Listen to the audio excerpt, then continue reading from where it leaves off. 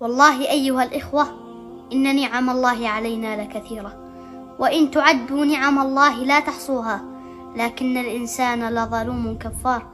كم من مريض وأنت متعافي، وكم من مسجون وأنت حر، وكم من مشرد وأنت لك أسرة، وكم من أعزب وأنت متزوج.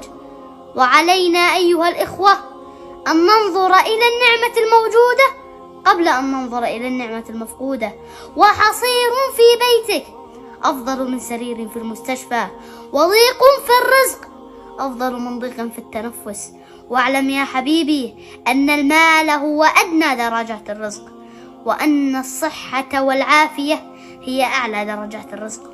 والدليل أيها الإخوة على أن هذه الدنيا حقيرة، ولو أن الإنسان منا إذا أصيب بصداع شديد في رأسه لمدة 5 دقائق فقط، في هذه اللحظة يتنازل عن جميع أملاكه ليرجع إلى حالته الطبيعية.